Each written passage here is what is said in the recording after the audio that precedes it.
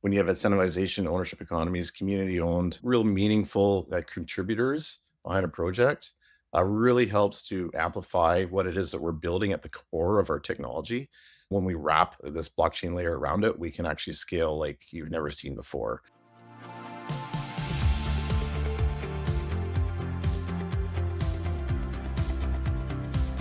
Imagine a blockchain built for you.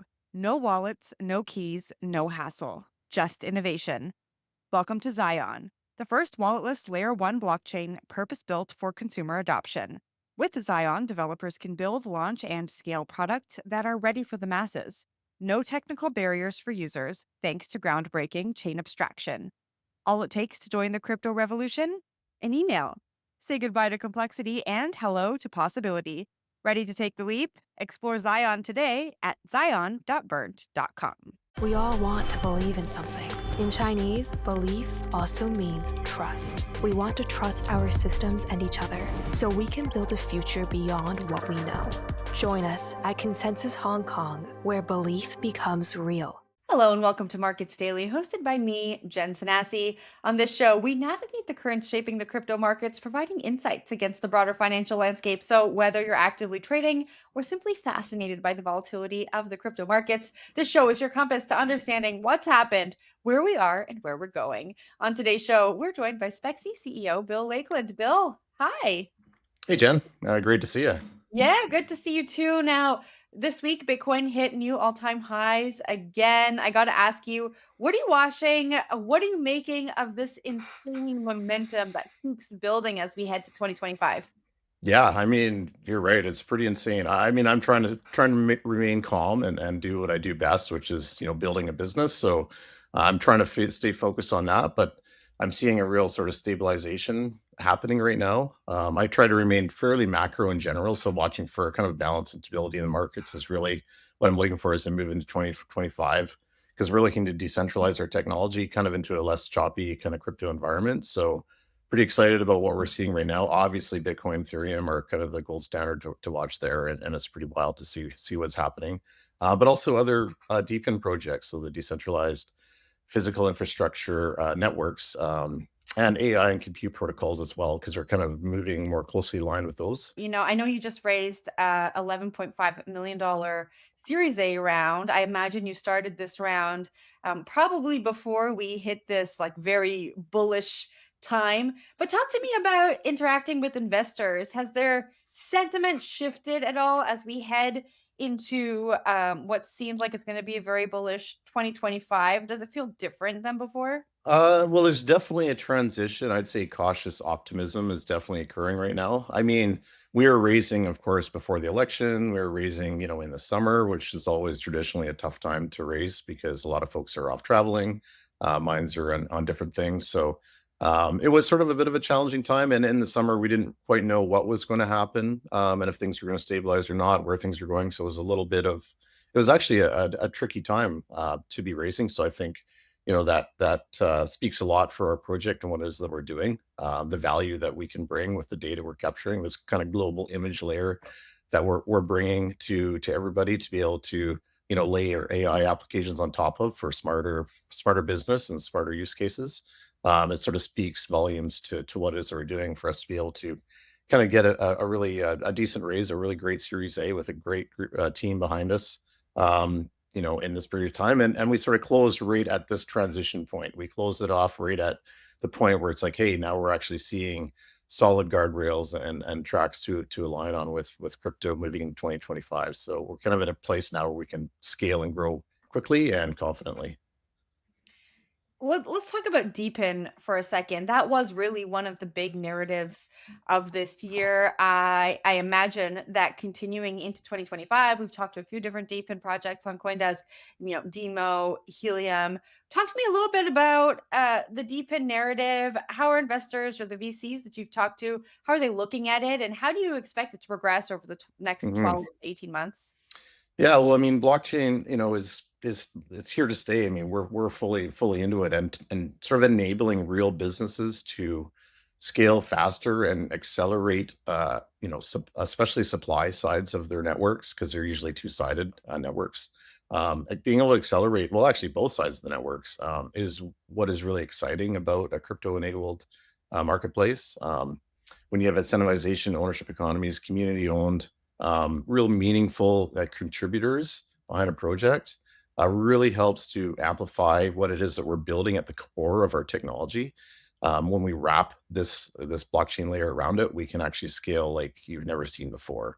And another Deepen projects have proven that over in more tumultuous crypto environments. And so now, seeing crypto really coming into to give solid foundations for business to build on and scale on, I think we're going to see as we're kind of moving into the next year or so, some of these Deepen projects bring real business to the world through a crypto-enabled environment. I think is going to really shine brightly, and so I'm really excited to be a part of that story.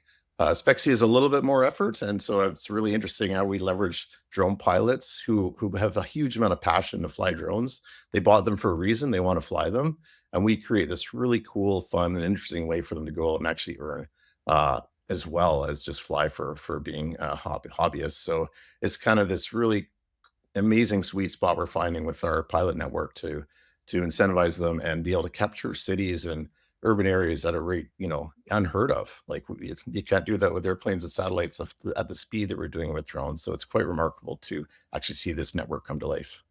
Well, let's talk about that a little bit more. You're building this fly to earn network. Talk to me about what fly to earn means. If I think about, some of the X to learn things we've seen in the past, that's like, you do something and you earn a token. Is that what's happening Yeah, I here? mean, that is it. The extra earn is not new. It's been around for a while, but it's really what it is that we're doing. And it resonates with the pilot community who may not be Web3, based groups, right? Like a lot of them are Web2 people. This is new to them. So a fly to earn really actually speaks to what it is. They're literally flying the drone and being able to earn.